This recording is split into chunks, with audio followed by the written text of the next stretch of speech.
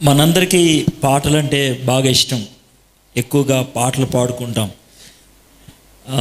ఒక ఆయన పండితుడు ఈ విధంగా అన్నాడు, మనిషి అనేవాడు పాటలు పాడతాడని. నాకు పాటలు పాడటం రాదు అని ఎవరన్నా అంటే అతను మనిషే కాదు అంట. అంటే బహుశా మనలో అందరూ కూడా స్టేజ్ మీద ఎక్కి పాట పాడలేకపోవచ్చు, కానీ ఎక్కడో చోట పాడుకుంటాం.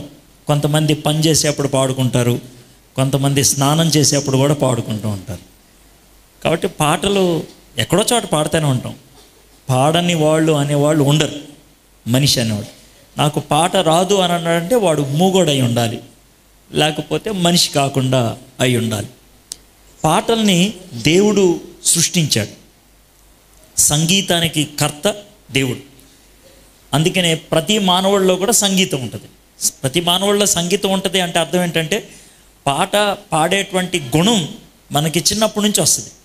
ఎలా అంటే చిన్నపిల్లలు నిద్రపోకపోతే వాళ్ళని భుజం మీద వేసుకొని జో కొడుతూ పాట పాడితే నిద్రపోతారు. పాటకి స్పందన అది కదా. భయపడి ఏడుస్తున్నప్పుడు వాళ్ళని పాట పాడి లాలిస్తే వాళ్ళు నోరు మూసుకుంటారు. అది చిన్నప్పటి నుంచి మనకు అలవాటైంది. ఇది పాట అని ఎవరు మనకి నేర్పించలేదు, అది మన జీవితంలో దేవుడు పెట్టేశాడు. మనం పుట్టుకతోనే మాట్లాడాలి అనే ఆశ ఎలా ఉంటుందో, పుట్టుకతోనే పాలు తాగాలి అనే కోరిక ఎలా ఉంటుందో, అదేవిధంగా పుట్టుకతోనే పాటలు పాడాలి అనే ఆశ కూడా దేవుడే మనకి పెట్టాడు. కాబట్టి సంగీతానికి కర్త దేవుడు. దేవుడు సంగీతాన్ని మనకు ఎందుకు ఇచ్చాడంటే ఆ సంగీతం ద్వారా మనం ఉన్నది ఉన్నట్లు, హృదయంలో ఉన్నది ఉన్నట్లు బయటికి వ్యక్తం చేసుకోవాలని. కోపం వస్తే కోప పాటలు పాడతారు, సంతోషం వస్తే సంతోషంగా ఉండే పాటలు పాడతారు, బాధ కలిగితే బాధ కలిగే పాటలు పాడతారు. అంతేగాని సంతోషంగా ఉన్నప్పుడు ఏడుపు పాట పాడినా, ఏడుపు సందర్భంలో సంతోష పాట పాడినా దానికి అసందర్భంగా ఉంటుంది. అంతేకాకుండా బుద్ధిహీనంగా అనిపిస్తుంది అన్నట్టు. కాబట్టి పాట పాడేటప్పుడు చాలా యథార్థంగా ఉండాలి. మీరు ఏం పాడారో నాకు తెలీదు, మీ పాటల గురించి నేనేం మాట్లాడుతున్నా. నేనేదో మీ పాటలు విన్నానని, మీ పాటల గురించి నేనేదో వక్రీకరించి మాట్లాడుతున్నానని మీరేం అనుకోవద్దు. నేను ఆ విధంగా మాటలా మామూలుగా పాటల గురించి చెప్తున్నాను. ఎందుకంటే ఒక పాట గురించి ప్రసంగం చేద్దాం అనిపించింది కాబట్టి పాట గురించి కొంచెం మాట్లాడదాం అనుకున్నాను.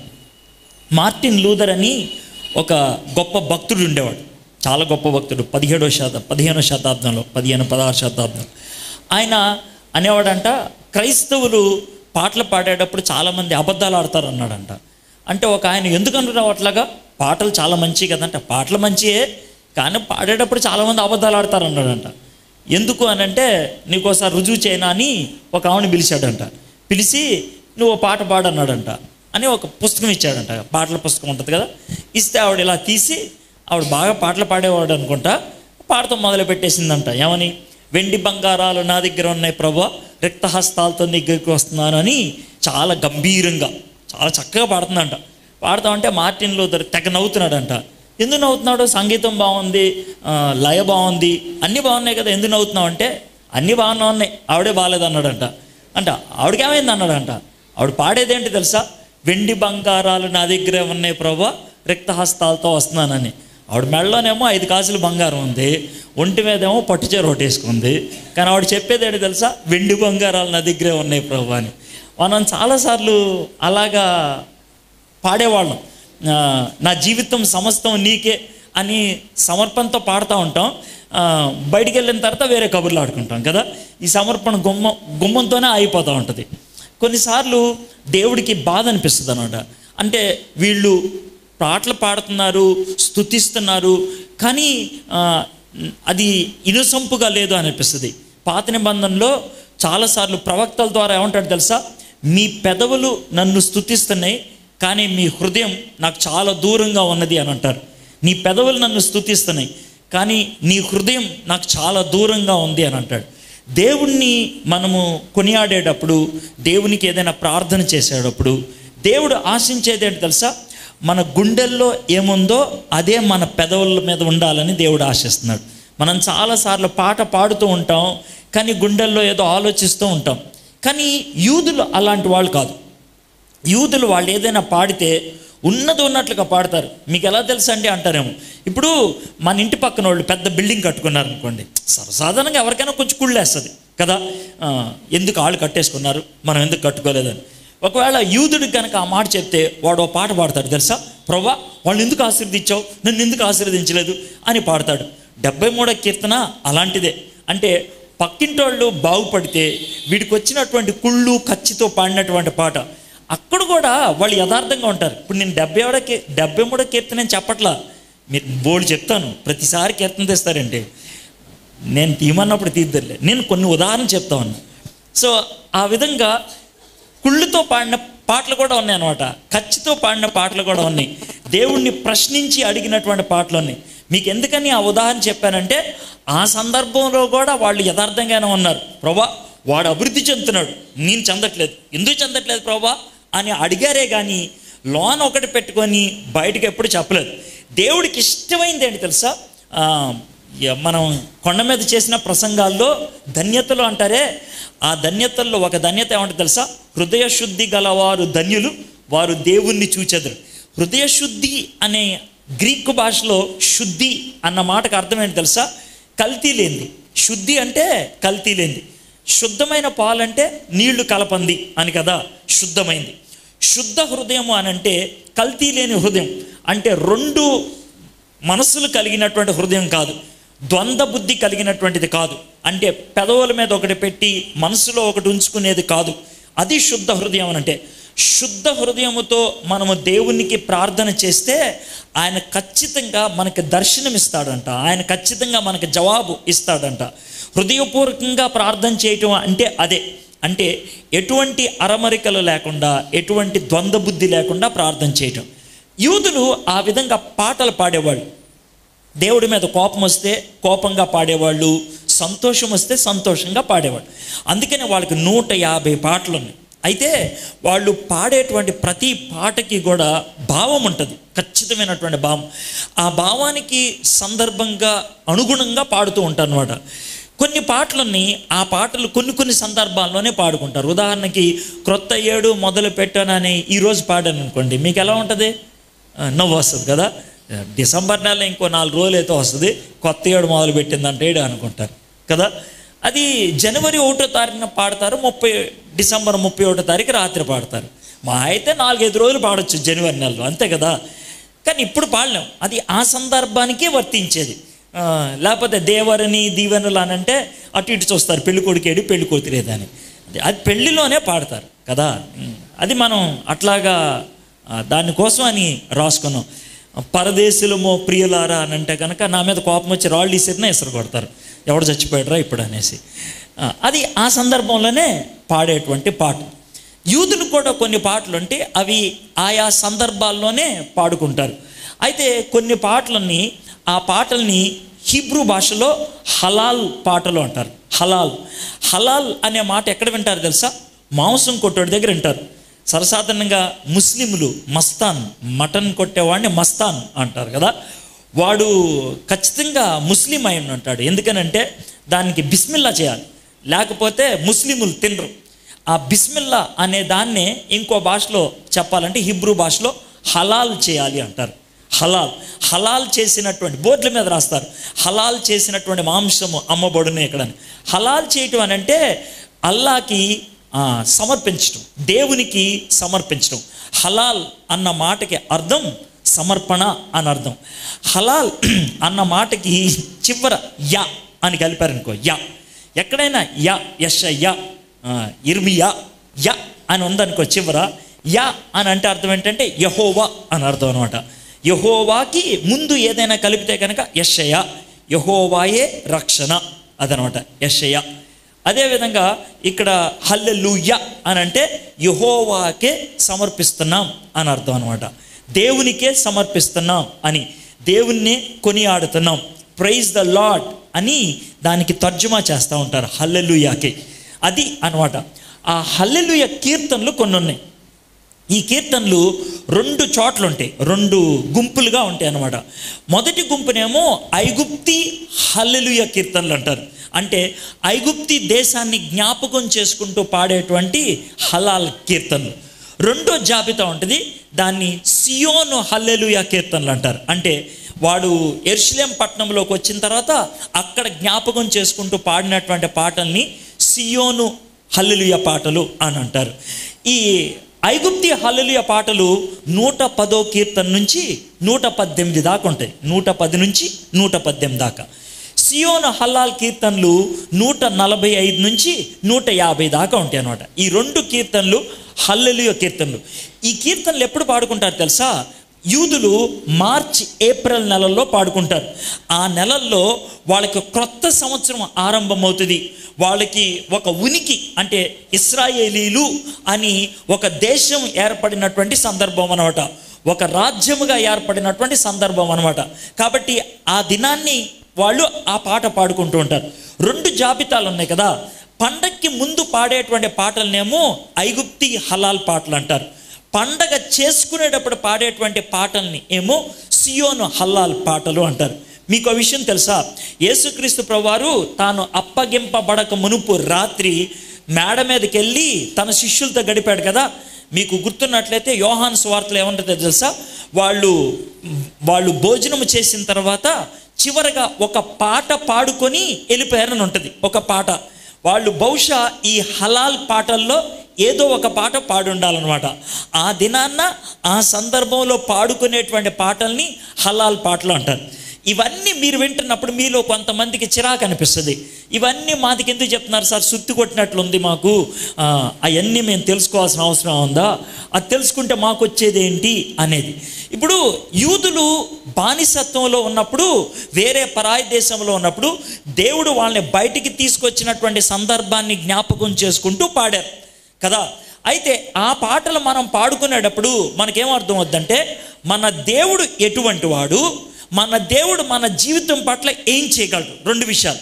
మన దేవుడు ఎటువంటి వాడు, రెండవది ఆ దేవుడు మన జీవితం పట్ల ఏం చేయగలడు. ఎవరి పట్లైనా ఆయన ఏం చేయగలడు, ఆయన సామర్థ్యత, ఆయన గొప్పతనం, ఆయన చాకచక్యం, ఆయనకున్నటువంటి ప్రతిభ ఏంటో ఈ కీర్తనలో అర్థమవుతుంది. ఇప్పుడు ఇంకో ప్రశ్న రావచ్చు, ఏమండి దేవుడి గురించి తెలుసుకుంటే మనకొచ్చేది ఏంటండి అని అనొచ్చాము. దేవుడి గురించి తెలుసుకుంటే మనకొచ్చేది ఏంటి అని అంటే, దాహం వేసినప్పుడు నీళ్ళు ఎక్కడో దొరుకుతాయో తెలిస్తే వెళ్ళి నీళ్లు తాగుతాం, అంతే కదా. మరి ఇబ్బందుల్లో ఉన్నప్పుడు అప్పు ఎవరిస్తారో తెలిస్తే వాడి దగ్గరికి వెళ్ళి అప్పు అడుక్కోవచ్చు, అంతే కదా.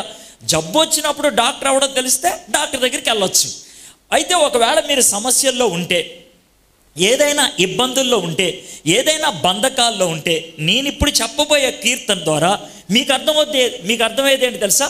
ఎవరి దగ్గరికి వెళ్ళాలి, ఆయన ఏం చేస్తాడు, ఎవరి దగ్గరికి వెళ్ళాలి, ఆయన ఏం చేస్తాడు.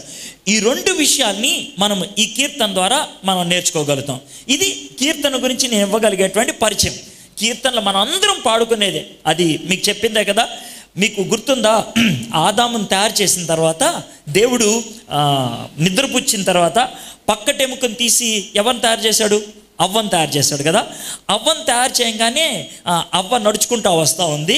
నడుచుకుంటూ వస్తూ ఉంటే ఆదాము కళ్ళు తెచ్చాడు. కళ్ళు తుడుచుకొని ఇలా చూసి ఉంటాడు. చూడగానే ఎవరు కనబడ్డారు? అవ్వ కనబడ్డారు. తన జీవితంలో మొట్టమొదటిసారిగా ఒక మనిషిని చూస్తున్నాడు కదా, ఒక అమ్మాయిని చూస్తున్నాడు. తనలాంటిదే కానీ కొంచెం తేడాలు ఏవో ఉన్నాయి. శారీరకంగా కొన్ని తేడాలు కనబడుతూ ఉండుంటాయి. కాబట్టి చూసి ఉంటాడు, ఆమెను చూశాడు, తనను చూసుకున్నాడు. చూసుకొని వెంటనే ఆయన ఒక పాట పాడాడు కదా, నా మాంసములో మాంసమా, నా ఎముకల్లో ఎముక అని పాట పాడాడు కదా. తనకు ఎవరన్నా కీర్తన పుస్తకం ఇచ్చారా ఆ రోజు? ఎవరన్నా పాట నేర్పించారా? ఎవరన్నా మ్యూజిక్ అందించారా? ఎవరేం అందించలేదు. ఆయన హృదయ లోతుల్లోంచి ఆ పాట పాడాడు. ఇప్పుడు మనం ఒక కీర్తన చూద్దాం. ఆ కీర్తన నా కోరిక ఏంటో తెలుసా? ఇక్కడ ఉన్నటువంటి ప్రతి ఒక్కళ్ళు హృదయపూర్వకంగా పాడగలిగి ఉండాలి. ఇప్పుడు కాకపోయినా నేను మొత్తం వివరణిస్తాను కదా, వివరణ ఇచ్చిన చివరికైనా ఆ పాట పాడగలిగి ఉండాలి.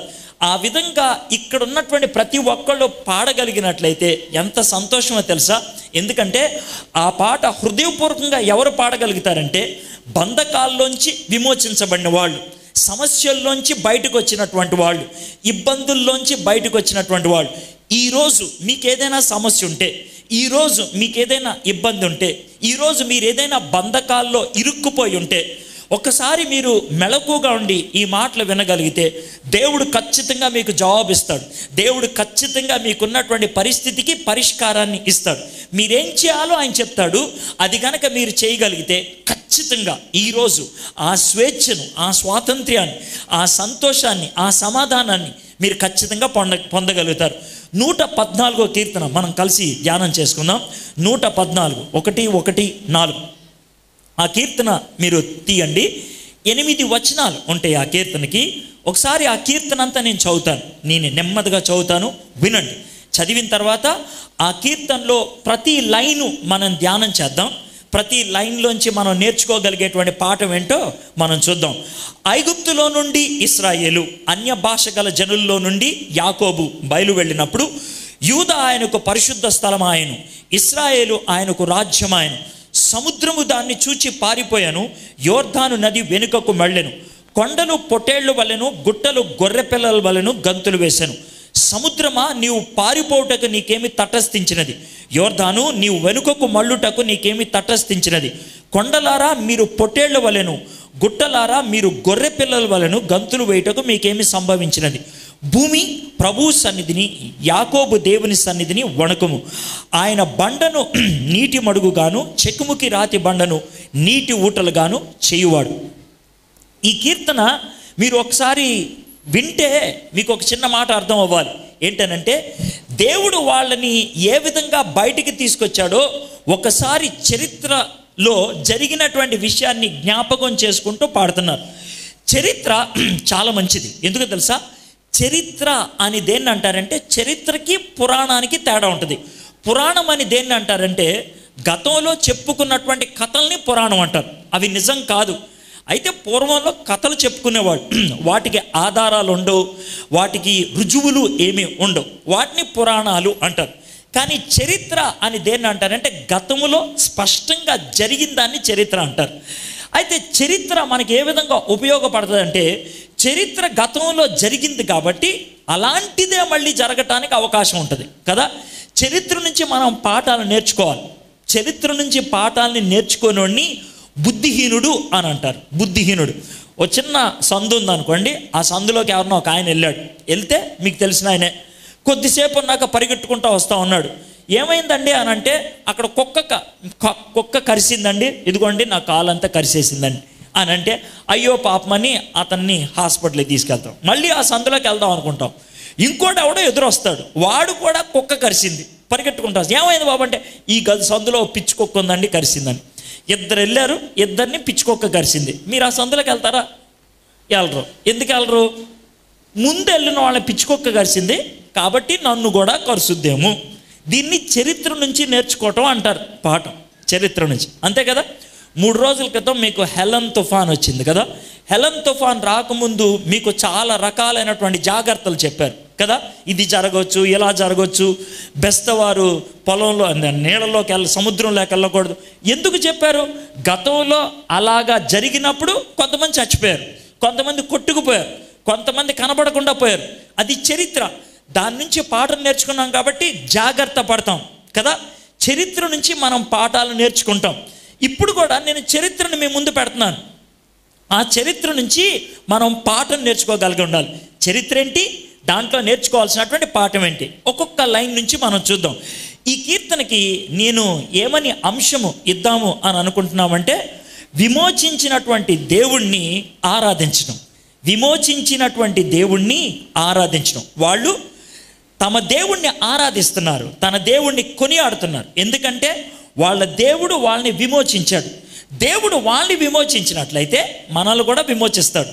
ఎటువంటి పరిస్థితుల్లోంచి విమోచించాడో మనం చూద్దాం. దేవుడు మనల్ని విమోచించకుండా దేవుణ్ణి ఆరాధించవచ్చా? మిమ్మల్ని ప్రశ్న అడుగుతున్నా. దేవుడు మనల్ని విమోచించకుండా మనం దేవుణ్ణి ఆరాధించవచ్చా అంటే, ఎందుకు ఆరాధించకూడదండి అని అంటే, ఆరాధించవచ్చు, మీ ఇష్టం అది. కానీ అది ఎటకారం లాగా ఉంటుంది. ఎందుకండి ఆరాధన కూడా ఎటకారం లాగా ఉంటుందా అని అంటే, నాకు అలాగే అనిపిస్తుంది. మీ ఇంటికి వచ్చాను, మంచి కోడి కూర, కొబ్బరి అన్నం, అమలాపురం వాళ్ళకి బాగా ఇష్టం కదా. కొబ్బరి అన్నం, నాటుకోడి కూరతో అన్నం పెట్టారనుకోండి, నాకు బల్ల మీద అన్నం కూర కలుపుకుంటూ ఒక్క ముద్ద కూడా నోట్లో పెట్టుకోను. ముద్ద కూడా నోట్లో పెట్టుకోకుండా కొబ్బరన్నం అదిరిపోయిందండి అంటే ఎలా ఉంటుంది? ఒకసారి చెప్పండి, బాగుంటుందా? మీరే వండిన వాళ్ళు అనుకోండి, నన్ను ఎలా చూస్తారు? చెడ్డ చిరాగ్గా చూడరు, కోపగించుకోరు. వీడు తినకుండానే బాగుందని చెప్తున్నాడు, ఇది డ్రామా అనుకోరు. మీకు బిస్కెట్ వేస్తున్నాడు అనుకోరు, అనుకుంటారు. ఇది మనం ఉపయోగించేటువంటి పదాలు. మనం మనుషులకి బిస్కెట్లు వేస్తాం, బాగానే ఉంది. దేవుడు కూడా బిస్కెట్ వేద్దాం అనుకుంటాం. అది మనం చేసే పని. అంటే దేవుణ్ణి అనుభవించకుండా, దేవుణ్ణి రుచి చూడకుండా, దేవుడిని చేత విమోచించబడకుండా, దేవా నీకు వందనాలు ప్రభా, నీకు వందనాలు ప్రభా, నన్ను రక్షించావు ప్రభా అని అంటే, దేవుడు నిన్నెప్పుడు రక్షించాడు రా బాబు నేను అంటాడు. నువ్వు నన్ను అసలు ఎప్పుడైనా సహాయం అడిగావా? నువ్వు హల్లెలూయా అని గట్టిగా అరిచేసావు అనుకో, తప్పులేదు, అరవాలి. హృదయపూర్వకంగా దేవుణ్ణి ఆరాధించాలి. ఎప్పుడు ఆరాధించాలి? దేవుణ్ణి అనుభవించినప్పుడు. నేను మీకు సహాయం చేశాననుకో, మీకు వందనాలండి అని నాకు చెప్పాలి, కృతజ్ఞతలండి అని చెప్పాలి, థ్యాంక్స్ అండి అని చెప్పాలి. ఇప్పుడు ఉదాహరణకి నన్ను అర్నెస్ట్ గారు, పాస్టర్ గారు ప్రసంగాన్ని పిలిచారు. నేను ప్రసంగం చేయకముందే చాలా థ్యాంక్స్ అండి మీరు ప్రసంగం చేసినందుకు అని అంటే నేనేం చేయాలి? పెట్టి పేడ సర్దుకొని ఇంటికి వెళ్ళిపోవాలి, అంతే కదా? ఈయన ప్రసంగం చేయకముందే థ్యాంక్స్ చెప్పాడంటే ఇక వదిలేరా బాబు అని అర్థమే కదా. కొంతమంది దీర్ఘంగా ప్రసంగాలు చేస్తూ ఉంటే చప్పట్లు కొడతారు మధ్యలో, ఏంటి తెలుసా? ఇక ఆపోయిన అర్థం. అవునా కదా? ఇక ఆపు అని అంటానికి అదో పద్ధతి. ఇక నువ్వు వద్దులే అంటానికి థ్యాంక్స్ అండి, థ్యాంక్స్ సార్, చాలా థ్యాంక్స్ అండి అని అంటే ఇల్లు వెళ్ళిపోని. దేవానికి వందనాలు ప్రభా, వందనాలు ప్రభా, నా సర్లే నేను వెళ్తానులే అని వెళ్ళిపోతాడు దేవుడు. దేవుడిని అలా పంపించేది. దేవుణ్ణి అనుభవిద్దాం, దేవుణ్ణి ఆరాధిద్దాం. అనుభవం లేకుండా ఆరాధన అర్థవంతమైంది కాదు. అనుభవం లేకుండా ఆరాధన అర్థవంతమైంది కాదు. అందుకనే బైబిల్లో ఒక మాట ఉంది, రుచి చూచి ఎరిగి తిని యెహోవా ఉత్తముడని. అంటే నేను అనుభవించా కాబట్టి చెప్తున్నా దేవుడు గొప్పోడని. నువ్వు హల్లెలూయా చెప్పాలి, దేవునికి వందనాలు చెప్పాలి, దేవుణ్ణి స్తుతించాలి, గంభీరంగా దేవుణ్ణి ఆరాధించాలి, అనుమానం లేదు. అది మనం చెయ్యాలి. దేవుడు మనల్ని సృష్టించిందే ఆరాధించడానికి కదా. గిటార్ వాయించాలి, కానీ వాయించక ముందు తీగలు సరిగ్గా ఉన్నాయో లేదో చూసుకోవాలి. క్యాసియో వాయించాలి, వాయించక ముందు పవర్ ఉందో లేదో చూసుకోవాలి కదా. అదేవిధంగా మనం కూడా ఆరాధించాలి. ఆరాధించక ముందు దేవునితో మన జీవితం సరిగ్గా ఉందా లేదో చూసుకోవాలి. దేవుని ఆరాధించాలి, ఆరాధించక ముందు దేవుడితో మనకు కనెక్షన్ ఉందా లేదో చూసుకోవాలి. కనెక్షన్ లేకుండా వాయిస్తే అర్థం ఉండదు. అర్థమైందా? సరిచూసుకోకుండా తీగలు వాయించడానికి ప్రయత్నం చేస్తే అపశృతులు వినిపిస్తూ ఉంటాయి. మన ఆత్మీయ జీవితంలో అపశృతులు వినిపించకుండా ఉండాలి. దేవుడు మన నుంచి కోరుకునేది అది. ఈ యూదులు ఈ 114 కీర్తనలో ఏం పాడారో చూద్దాం. మొదటి వచనం చదువుతాను, వినండి. ఐగుప్తులో నుండి ఇశ్రాయేలు, అన్య భాష గల జనుల నుండి యాకోబు బయలు వెళ్ళినప్పుడు, అప్పుడు అనే మాటతో అంతమవుతుంది ఈ లైన్. అప్పుడు అన్నప్పుడు ఎప్పుడు అనే ప్రశ్న వస్తుంది. దేవుని వాక్యాన్ని అర్థం చేసుకోవడానికి మీకు చెప్తున్నాను, దేవుని వాక్యం ధ్యానం చేయడానికి తెలివితేటలు కాదు కావాల్సింది, బాగా చదువు కాదు కావాల్సింది. దేవుని వాక్యం ధ్యానం చేసుకోవడానికి మనకు కావాల్సింది మనస్సు. నేను వాక్యాన్ని ధ్యానం చేసుకోవాలి అనే మనసుండి, ప్రభువా నీ జ్ఞానాన్ని నాకు ఇవ్వు ప్రభు అంటే దేవుడు మనకి జ్ఞానాన్ని ప్రసాదిస్తాడు. జ్ఞానం పుస్తకాలు చదువుకుంటే రాదు, అర్థమైందా? జ్ఞానం దేవుడిస్తే వస్తుంది. అందుకనే యాకోబు పత్రికలో ఈ విధంగా ఉంటుంది, మీలో ఎవరికైనా జ్ఞానం కొదువుగా ఉంటే నన్ను అడగండి నేను ఇస్తాను అంటాడు. కాబట్టి దేవుడిస్తాడు మనకి జ్ఞానం. ప్రభా నాకు నీ వాక్యం అర్థం చేసుకోవాలని ఉంది, నీ వాక్యం ధ్యానం చేసుకోవాలని ఉంది అని దేవుడిని అడిగితే దేవుడు ఖచ్చితంగా సహాయం చేస్తాడు. దావీదు గొర్రెలు కాసుకునేవాడు కదా, అవునా కదా? ఎన్ని పాటలు రాశాడు? సుమారు 75 పాటలు మనకి ఇందులో ఉన్నాయి. అద్భుతమైనటువంటి పాటలు. చదువు లేనటువంటి వాడు కానీ అద్భుతంగా పాటలు పాడాడు, పాటలు రాశాడు కూడా. దేవుడు జ్ఞానం ప్రసాదించాడు కాబట్టి ఆ విధంగా చేశాడు. దేవుడు నీకు నాకు కూడా జ్ఞానం ఇస్తాడు. కాబట్టి ఆ జ్ఞానంతో కొంచెం మనం మనస్సు ఉపయోగించి, ఎప్పుడు ఈ పాట పాడారు, ఈ పాట ఏ సందర్భంలో పాడారు? ఐగుప్తులో నుండి ఇశ్రాయేలు, అన్య భాష జనుల్లో నుండి యాకోబు బయలు వెళ్ళినప్పుడు. దేవుడు మమ్మల్ని ఐగుప్తులో నుంచి బయటికి తెచ్చాడు. దేవుడు మమ్మల్ని అన్య భాష గల జనులలో నుండి తెచ్చాడు. మేము ఒకప్పుడు అక్కడుండేవాడు, అక్కడి నుంచి మమ్మల్ని ఇక్కడికి తెచ్చాడు. ఐగుప్తి అని వాళ్ళు దేని గురించి మాట్లాడేవాళ్ళు అంటే, ఐగుప్తిలో వాళ్ళు 430 సంవత్సరాలు భయంకరమైనటువంటి ఇబ్బందులు ఎదుర్కొన్నారు, శ్రమలు ఎదుర్కొన్నారు, బానిసత్వంలో ఉన్నారు. మనం కూడా అంతే కదా. భారతీయులు సుమారు 16-17 శతాబ్దాల్లో పోర్చుగీస్ వాళ్ళు, ఫ్రెంచ్ వాళ్ళు, ఆ తర్వాత బ్రిటిష్ వాళ్ళు వచ్చి భారతదేశాన్ని కబ్జా చేసుకున్నారు. కబ్జా చేసుకున్నాక సుమారు 200 సంవత్సరాలు భారతదేశాన్ని వాళ్ళే ఏలారు. అప్పుడు భారతదేశాన్ని బ్రిటిష్ వాళ్ళ యొక్క బానిసలు అనేవాళ్ళు. కాబట్టి బ్రిటిష్ అనగానే మనకు గుర్తొచ్చేది ఏంటి తెలుసా? బానిసత్వం.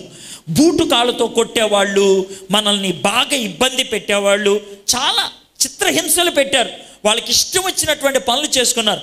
కాబట్టి బ్రిటిష్ వాళ్ళు అనగానే మనకు గుర్తొచ్చేది బానిసత్వం. అదేవిధంగా ఇశ్రాయేలీలకి ఐగుప్తి అని అంటే గుర్తొచ్చేది ఏంటి తెలుసా? బానిసత్వం. మేము బానిసత్వంలో ఉన్నప్పుడు దేవుడు మమ్మల్ని విమోచించాడు అని అంటున్నాడు. అయితే మీరు అనుకోవచ్చు, ఏమండి బాబు మాకు అలాంటి సమస్య ఏం లేదు, మా అమ్మ నాన్న మాకున్నారు, చక్కగా వండి పెడుతున్నారు, తిని తిరుగుతూ ఉంటాం, మేము తిని తొంగుంటాం, మేము తిని బాగా ఆనందిస్తూ ఉంటాం, మాకేముందండి బాబు, మాకేమన్నా బానిసత్వం ఉందా, ఇది మాకేం వర్తిస్తుంది అని మీరు అనొచ్చు. కానీ నేనేమంటాను తెలుసా, బానిసత్వం అనే దానికి బైబిల్లో వేరే రకమైనటువంటి నిర్వచనం ఇచ్చారు. బానిసత్వం అని దేన్ని అంటారు తెలుసా? ఏదైతే లేకపోతే మనం ఉండలేమో, ఏదైతే లేకపోతే మనం ఉండలేమో అని అనుకుంటామో దానికి మనం బానిసం. ఉదాహరణకి అమలాపురం ఈ ప్రాంతాల్లో 2 రోజుల నుంచి కరెంట్ లేదు కదా, అవునా కదా? కరెంట్ ఉందా లేదా? లేదు కదా. మీకు కరెంటు పోతే హాయిగా అనిపిస్తుందా? ఎంత చిరాకు అనిపిస్తుంది తెలుసా? ఈ 2 రోజుల్లో మీకు వచ్చిన బూతులన్నీ తిట్టుంటారు కదా, కరెంటు వాడిని తిట్టారు లేదా? చాలా బూతులు తిట్టుంటారు. అయితే ఒక చిన్న మాట, కరెంటు పోయినందుకు తిట్టడం అనేది సహజం. అయితే కరెంటు పోయినప్పుడు కొన్ని సందర్భాల్లో మరీ ఎక్కువ తిడతాం. కొంతమంది నీళ్లు తోడుకునేప్పుడు తిడతారు, ఏ అంటే కరెంటు ఉంటే మోటార్ ఆన్ చేసి ఉండేవాడు, ఇదంతా కష్టపడాలి రాని.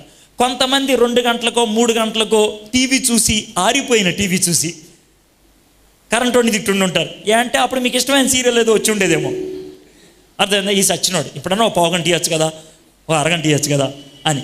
అంటే మీరు కరెంటుకి కాదు బానిస, మరి దేనికి బానిస? సీరియల్కి బానిస. కొంతమంది సిగరెట్లు తాగేవాళ్ళు ఉంటారు, వాళ్ళు సిగరెట్కి బానిస అనే విషయం ఎప్పుడు అర్థమవుతుందో తెలుసా?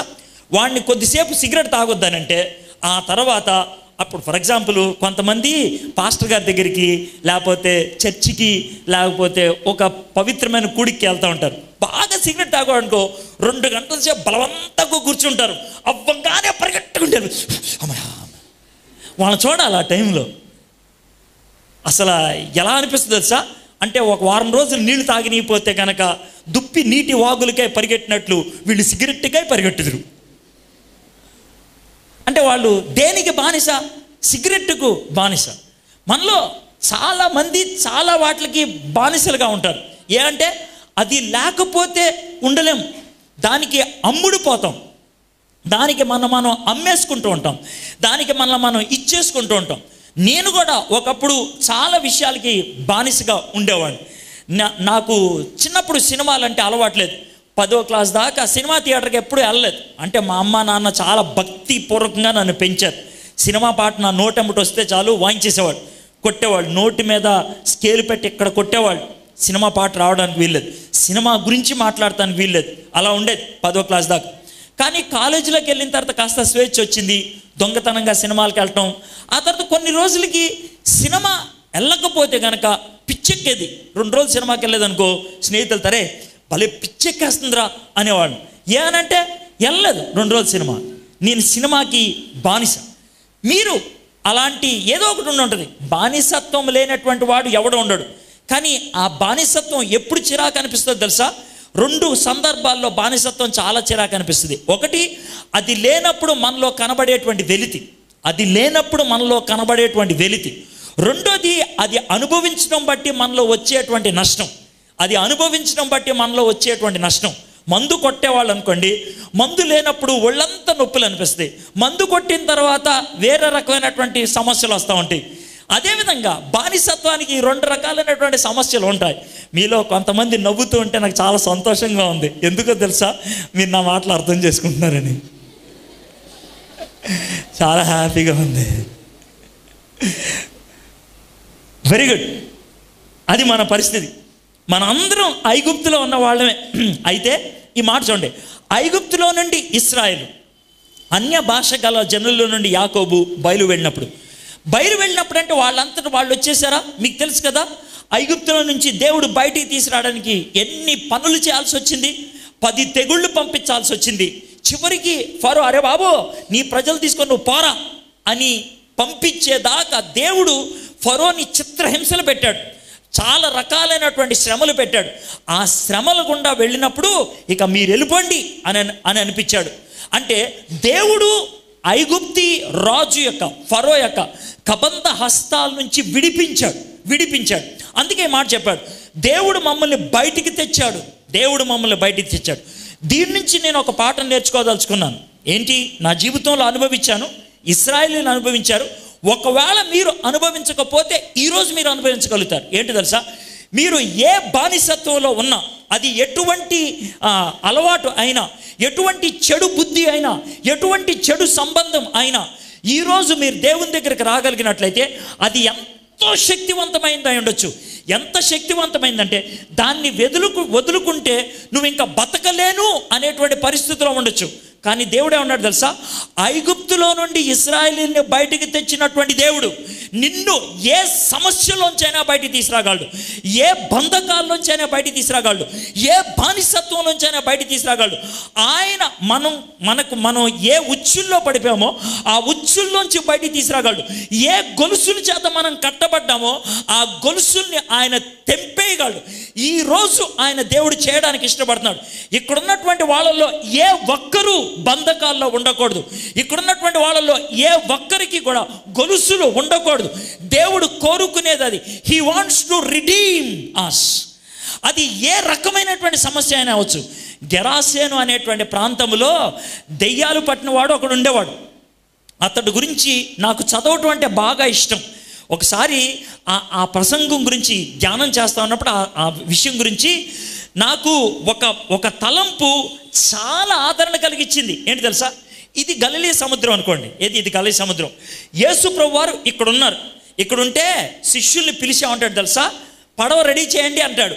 అంటే అవతలకి వెళ్ళాలి అంటాడు, సముద్రం అవతలకి. అర్థమైందా?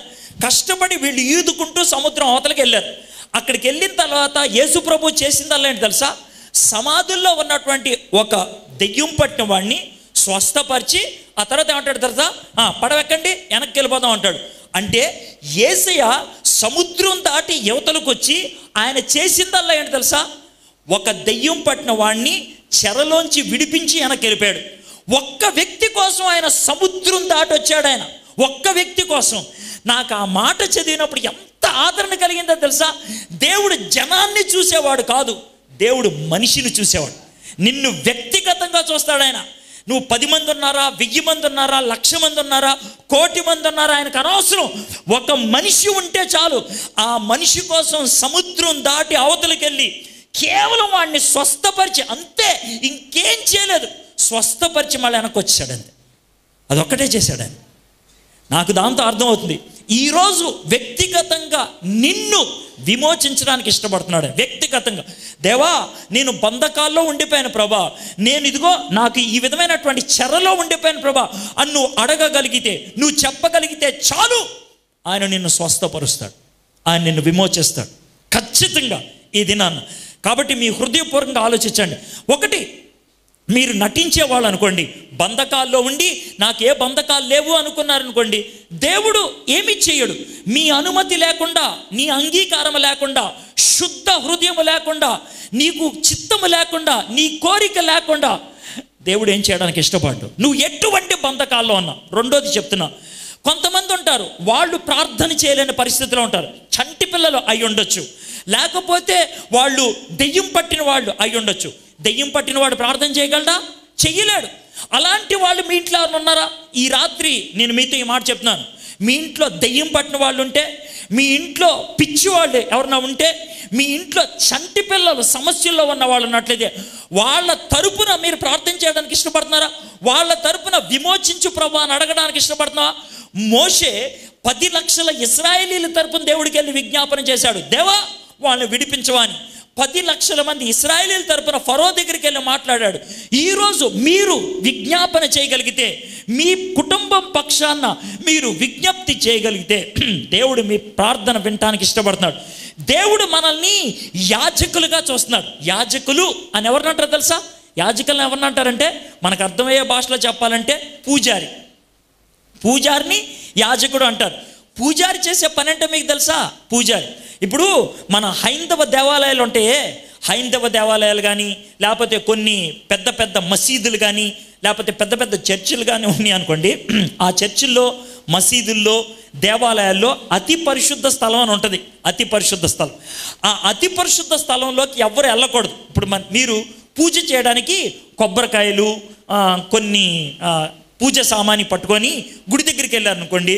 గుడి దగ్గర మీరు ఎక్కడి దాకా వెళ్తారు తెలుసా? గుమ్మం దాకే. లోనికి వెళ్తారా? వెళ్ళరు. లోన్ నుంచి ఎవరు బయటకు వస్తారు తెలుసా? పూజారి వస్తాడు. గుమ్మం బయటకు వచ్చి ఆయన ఏమంటాడు తెలుసా? ఎవరి పేరును అర్చన చేయాలండి అని అడుగుతాడు. అడిగితే మీ పేరు చెప్తారు. చెప్పి కొబ్బరికాయ అవన్నీ ఇస్తారు. అవి లోనికి తీసుకెళ్ళి ఆయన పూజ చేసి వెనక్కి వస్తాడు. అంటే మీ తరపున ఆయన ఏం చేస్తున్నాడు? పూజ చేస్తున్నాడు. ఆయన మీరేమంటారు? పూజారి అంటారు, యాజకుడు అని అంటారు. మీ ఇంట్లో వాళ్ళ పక్షాన మీరు దేవునికి విజ్ఞాపన చేస్తే మీరేమవుతారు? యాజకులు అవుతారు. అందుకే మనకి ఒక బిరుదిచ్చాడు దేవుడు. ఏమన్నా తెలుసా? మీరు యాజక వంశం. యాజక వంశం, యాజక గుణం కలిగినటువంటి వాడు, యాజక వంశానికి చెందినటువంటి వాడు. అద్భుతమైనటువంటి మాట. మనము యాజకులు. మన కుటుంబ పక్షాన ప్రార్థన చేయాల్సిన వాళ్ళము. ఐగుప్తులో నుండి ఇశ్రాయేల్, అన్య భాష గల జనుల్లో నుండి యాకోబు బయలు వెళ్ళినప్పుడు. అన్య భాషలు అని అంటే ఏంటి తెలుసా? ఐగుప్తులో 430 సంవత్సరాలు ఉన్నారు కదా. వాళ్ళ భాష మర్చిపోయారు, వాళ్ళ సంస్కృతి మర్చిపోయారు, వాళ్ళ పద్ధతి మర్చిపోయారు. బూతులు ఆడుతున్నారు, చెడ్డగా వ్యవహరిస్తున్నారు. నోరు తెరిస్తే కంపు కొట్టడం, అంటే పழுదొంకరని కాదు. అంటే నోరు తెరిస్తే చెడ్డ మాటలు, నోరు తెరిస్తే బూతులు, నోరు తెరిస్తే అసహ్యమైనటువంటి ద్వంద్వ అర్థాలు కలిగినటువంటి డబుల్ మీనింగ్ డైలాగులు అంటారే అవి అనమాట. మనలో చాలామంది అలాంటి వాళ్ళు ఉంటారు. ఏంటి తెలుసా? వాళ్ళు ఎప్పుడు మాట్లాడినా కూడా వాళ్ళకి మనసులో వేరే ఆలోచనలు ఉంటాయి, దాంతో బయటికి చెప్తూ ఉంటారు. అలాంటి బుద్ధి కలిగినటువంటి పరిస్థితుల్లోంచి దేవుడు మమ్మల్ని విమోచించాడు. నీ భాష ఎలా ఉంది, నీ బ్రతుకు ఎలా ఉంది? నీ భాష, నీ బ్రతుకు మార్చగలిగేది ఎవరో తెలుసా? దేవుడు అక్కడే. నీ భాష, నీ బ్రతుకు, ఈ రెండు మార్చగలిగేది దేవుడు అక్కడే. దేవుడు ఎటువంటి వ్యక్తినైనా మారుస్తాడు. వాడి భాష మారుస్తాడు, వాడి బ్రతుకు మారుస్తాడు. ఐరన్ సైడ్ అని ఒక ఆయన ఉండేవాడు. ఆయన పేరు ఐరన్ సైడ్. ఆయన ఒకసారి చికాగో పట్టణంలో దేవుని వాక్యాన్ని బోధిస్తున్నాడంట. రోడ్డు పక్కన మైకోటి పెట్టుకొని బోధిస్తూ ఉంటే ఒక నాస్తికుడు, కమ్యూనిస్టోడు వచ్చి, మీ దేవుడు ఎక్కడ ఉంటాడో చూపిరా, ఇవన్నీ సుత్తొద్దు నాకు, మీ దేవుడిని ఒకసారి చూపి అని అన్నాడంట. ఈయనేమో ప్రసంగం చేస్తున్నాడు, ఈడేమో ఊరినే మీ దేవుని చూపి, మీ దేవుని చూపి అని అంటున్నాడంట. ఏం చేయాలో అర్థం కాక పక్కన కుర్చీ మీద ఒక అతను కూర్చున్నాడంట. అరే బాబు ఇట్రారా అని అన్నాడంట. అని అంటే అతను వచ్చాడంట. చెవులు అన్నాడంట. ఏమి లేదు, చెవులు ఏమన్నాడంటే ఇతనికి దేవుడు చూపించిరా అన్నాడంట. అని అంటే రండి సార్ మీకు దేవుడిని చూపిస్తానన్నాడంట. అని అంటే ఎక్కడున్నాడని, చూపిస్తాను సార్ రండి అన్నాడు. అని మోటార్ బైక్ ఆన్ చేశాడు, కూర్చోన్నాడు. మోటార్ బైక్ మీద వెళ్ళలేదంటే మీ దేవుడిని చూడాలంటే రండి సార్ అన్నాడంట. ఊరు బయటికి తీసుకెళ్ళాడంట. ఊరు బయట ఉంటాడా అన్నాడంట. ఊరు బయట తీసుకెళ్తా రోడ్డు దింపి పక్కన తొప్పల్లోకి తీసుకెళ్తున్నాడంట. ఎరా మీ దేవుడు తొప్పల్లో ఉంటాడు అన్నాడంట. బండి ఆపేశాడంట. ఆపి రండి సార్ అన్నాడు. ఎక్కడికి వెళ్తున్నావు అన్నాడు. కొంచెం లోనికి వెళ్ళాలి సార్ అని. మీ దేవుడు లోన్ అంటాడా అని బాగా అసలు విపరీతంగా ఏడిపిస్తున్నాడంట. అడిగి వెళ్తే కొన్ని రాళ్ళు ఇలా గుహలాగా ఉందంట. గుహలో తీసుకెళ్ళి మీ దేవుడు గుహలో ఉంటాడా అన్నాడంట. ఏం ఆడట్లా, రండి సార్ మీకు దేవుడు చూపిస్తాను తీసుకెళ్ళాడంట. చుట్టూ ఎక్కడ చూస్తే అక్కడ పుర్రెలు ఉన్నాయంట. అంటే తలకాయలు ఉంటాయి, మనిషి తలకాయలు, అవి స్కెలిటన్ పుర్రెలు ఉన్నాయి. ఎక్కడ పడతా పుర్రెలు ఉన్నాయి. చూశాడు. ఏంటి ఎక్కడ తెచ్చావు? శ్మశానాన్ని తెచ్చినట్టు తెచ్చావు అన్నాడు. మీ దేవుడు శ్మశానంలో ఉంటాడా? మీ దేవుడు ఎముకల మధ్యన ఉంటాడా? మీ దేవుడు పుర్రెల మధ్యన ఉంటాడు అన్నాడు. సార్ ఒక్క నిమిషం, నేను ఎక్కడ ఉండేవాడిని ఇదివరకు అన్నాడు. మరి ఎక్కడి తెచ్చావు అన్నాడు. ఏ పుర్రెలు ఉన్నాయి చూసారా 153 అన్నాడంట. పరిపాటు లేనోటి లెక్కేసావు అన్నాడు. కాదు సార్, ఈ 153 మందిని తిన్నది నేనే అన్నాడంట. ఒకవేళ దేవుడు లేకపోతే ఈరోజు 154 అయ్యి ఉండేది అన్నాడంట. అర్థమైందా?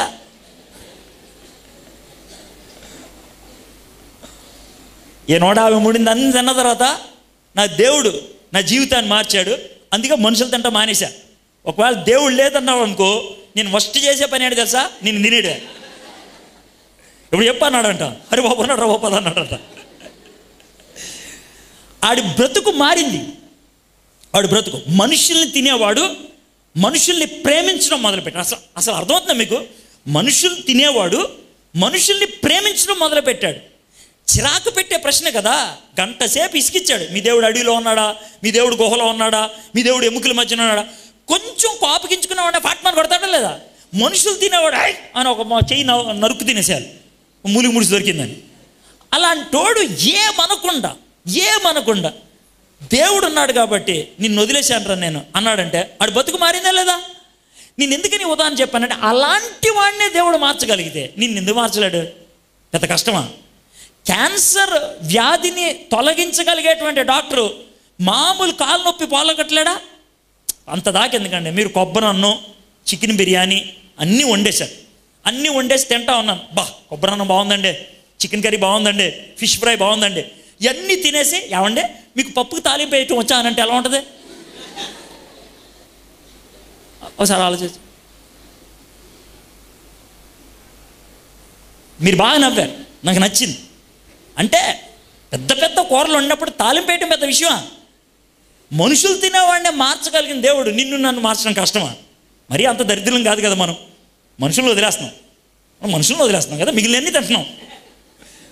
కాబట్టి మనం మార్చగల దేవుడికి అసాధ్యమైంది ఏది లేదు. అదే విషయం. ఐగుప్తులో నుండి ఇశ్రాయేలు, అన్య భాష గల జనులో నుండి యాకోబు బయలు వెళ్ళినప్పుడు 2వ లైన్ చూద్దాం. యూదా ఆయనకు పరిశుద్ధ స్థలం ఆయన, ఇశ్రాయేలు ఆయనకు రాజ్యమైన. మనం ఏదైనా ఒక పని చేస్తే దానికంటూ ఒక ఉద్దేశం ఉంటుంది. అంత దాకెందుకు? ఏదైనా తెచ్చామనుకోండి దానికంటూ ఒక అర్థం ఉండాలి. బజార్ వెళ్ళి కొత్తిమీర కొనుక్కొచ్చామనుకోండి, కొత్తిమీర ఇంత కట్ట కొత్తిమీర ఎవడన్నా మోసుకొని వస్తున్నారు అనుకో, మీకు ఎదురయ్యారు, ఏమండి కొత్తిమీర ఇంత పెద్ద కట్ట మోసుకొని వెళ్తున్నారు ఎందుకు అని అంటే, ఏమనండి అని అంటే ఎలా ఉంటుంది?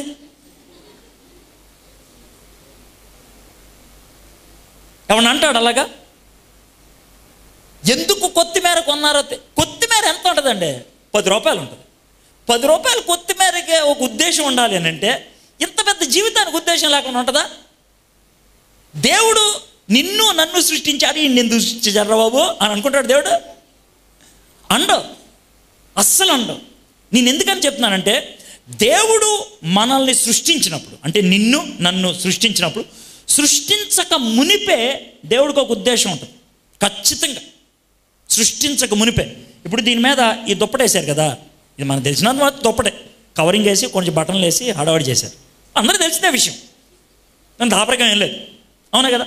ఈ పాస్టర్ గారు ఇంటి దగ్గర నుంచి ఈ దుప్పటి తెచ్చేప్పుడు ఇది ఎందుకు తెస్తున్నాడు ఆయన తెలుసా లేదా? ఇక్కడ తీసుకొచ్చింది దీన్ని ఎందుకు తెచ్చాను రా అని అంటే పాస్టర్ గారిని, పాస్టర్ గారు వెంటనే విశాఖపట్నం పంపిస్తారు. అదే కదా సమస్య. లేదు ఈ దుప్పటి ఎందుకు తెచ్చాను అని అంటే ఎలా ఉంటుంది? ఉండదు. దేవుడు మనల్ని సృష్టించినప్పుడు, సృష్టించక మునిపే నిన్ను నన్ను ఎందుకు సృష్టించాడో ఆయనకి తెలుసు. అయితే మన జీవితానికి పరిపూర్ణత, సంతోషం ఎప్పుడు దొరుకుతుందో తెలుసా? దేవుడు మనల్ని ఎందుకు తయారు చేశాడో అది నెరవేరినప్పుడు. అయితే మనం దేవుడి నుంచి దూరం అయిపోయామనుకో, తృప్తి ఉంటుందా? మనకి ఉండదు. సంతోషం ఉంటుందా? ఉండదు. మనం బంధకాల్లోకి వెళ్ళిపోతే ఉంటుందా? ఉండదు. దేవుడు మనల్ని స్వేచ్ఛా జీవితం కోసం సృష్టించాడు కానీ బంధకాల కోసం సృష్టించలా. దేవుడు మనల్ని తన కోసం సృష్టించుకున్నాడు కానీ సాతాను కోసం సృష్టించలా. కానీ మనం సాతానికి అమ్ముడు పోయాం, సాతానికి మనం అమ్మేసుకున్నాం. తప్పిపోయిన కుమారుడంట చివరికి అమ్మేసుకున్నాడంట. మనం లూకాసు వార్త 15వ అధ్యాయంలో చూస్తాం, అమ్మేసుకున్నాడు. అదేవిధంగా మనల్ని మనం అమ్మేసుకున్నాం, మన చెడు బుద్ధులకి, చెడు అలవాట్లకి అమ్మేసుకున్నాం. కాబట్టి దేవుడు ఏమనుకుంటాడంటే విడిపించాలి అని ఆశపడుతూ ఉంటాడు. పస్కా సమయంలో ఒక సందర్భాన్ని చాలాసార్లు జ్ఞాపకం చేసుకుంటూ ఉంటారు. యేసు ప్రభువు వారు ఏమంటారు తెలుసా? ఇద్దరు శిష్యుల్ని, ఇలా వెళ్ళండి, ఊర్లోకి వెళ్ళంగానే అక్కడ ఒక గాడిద ఉంటుంది, గాడిదని విప్పి తీసుకొని రండి అని అంటాడు కదా. విప్పి తీసుకొచ్చినప్పుడు అసలు విషయం ఏంటి తెలుసా? చాలామందికి ఈ ప్రాముఖ్యమైన విషయం అర్థం కాదు. దేవుడు గాడిదని తీసుకురమ్మన్నాడు, గాడిద పక్కన ఇంకోటి ఉంటుంది, దాన్ని గాడిద పిల్ల అంటారు. గాడిద పిల్లని కడతారా? కట్టరు. గాడిదని కడతారు, గాడిద పిల్లని వదిలేస్తారు. ఎందుకు తెలుసా? గాడిద ఎక్కడ ఉంటుందో గాడిద పిల్ల అక్కడే ఉంటుంది. సో గాడిదని తెస్తే ఎవరు వస్తారు?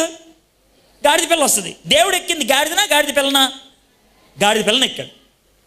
గాడిదని చాలామంది ఎక్కువ ఉంటారు, గాడిద పిల్లని ఎవరు ఎక్కలేదు. ఎవ్వరూ ఎక్కని గాడిద పిల్లని ఆయన ఎక్కాడు. అది అక్కడ ఉంది. అయితే వాళ్ళ అమ్మని ఇప్పితే అది వచ్చింది. మనల్ని ఇప్పితే దేవుడు మనల్ని వాడుకోగలుగుతాడు. మనం బంధకాల్లో ఉన్నాం. దేవుడు వాడబడటానికి దేవుడు మనల్ని తయారు చేసుకున్నాడు. దేవుడు వాడబడటానికి, దేవుడు మనల్ని వాడుకున్నప్పుడు ఎంత తృప్తిగా ఉంటుందో, ఎంత హ్యాపీగా ఉంటుందో. ఒక ఆయన జాన్ వెస్లీ, ఇంగ్లాండ్ దేశాన్ని బాగా ప్రభావితం చేసినటువంటి గొప్ప ప్రసంగికుడు. ఆయన ఏమంటాడు తెలుసా? తుప్పు పట్టడం కంటే, జాగ్రత్త వినండి, తుప్పు పట్టడం కంటే అరిగిపోవటం శ్రేష్టం అంటాడు. ఒక ఇనుప కడ్డీ కొన్నాం అనుకోండి, అది అలా తుప్పు పడుతూ ఉందనుకోండి, ఏమన్నా ఉపయోగమా? ఉపయోగం లేదు. కానీ దాన్ని వాడంగా వాడంగా వాడంగా అరిగిపోయింది అనుకోండి, ఎంత బాగుంటుంది. మీకు తెలుసో తెలీదా కానీ నా జీవితంలో కొన్నిసార్లు మాత్రమే బాల్ పెన్ పూర్తిగా వాడాను. బాల్ పెన్ పూర్తిగా వాడతామంటే తెలుసా? రాసి రాసి రాసి కొద్దిసేపు నాకు రాస్తే ఏమి రాయకూడదు, ఇలా ఎత్తి చూస్తే పై నుంచి కింద దాకా తెల్లగా కనబడాలి. అలా తెల్లగా కనబడేప్పుడు ఎంత ఆనందం వస్తుంది తెలుసా? ఇదంతా నేను రచన. నేను సెకండ్ ఇయర్ ఇంజనీరింగ్ చదివేటప్పుడు ఇంటిగ్రేషన్ అని ఉంటుంది, ఇంత పెద్ద పుస్తకం ఉంటుంది అనమాట. అయితే నేను నా స్నేహితుడు పోటీ కొద్ది రీము కాగితాలు కొనుక్కొచ్చుకున్నాం. రీము కాగితాలు, ఇంత కాగితాలు కట్ట.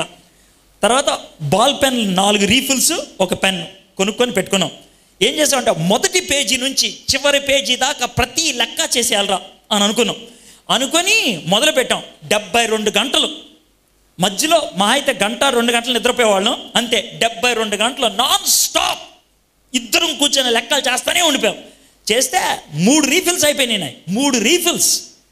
ఆ 3 రీఫిల్స్ ఖాళీ అక్కడ పెట్టి వాడు చూసి ఎంతసేపు పొంగిపోయిందా సార్, నేనే నా రాసిందని చాలా ఆనందించాను.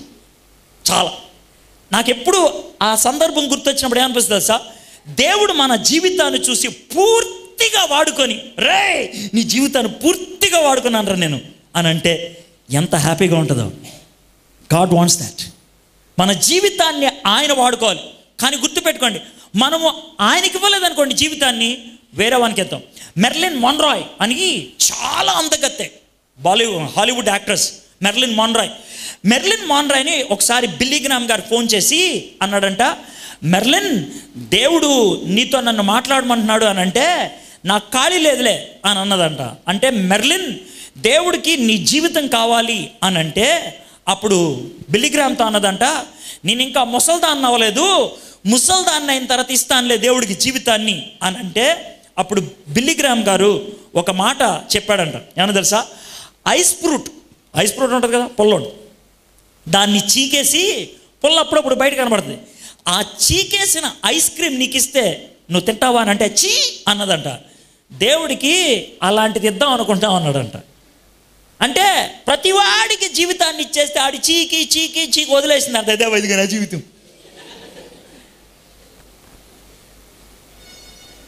అంటే ఎలా ఉంటుంది? నిన్నెవరు చీకేస్తున్నారు నాకు తెలియదు, నీకు తెలుసు. నేను మాట్లాడే మాటలు పచ్చిగా ఉండొచ్చు, కానీ మనం ఎంత బండబారిపోయామంటే అలాంటి మాటలు అంటే కానీ క్లిక్ కాదు మనకి.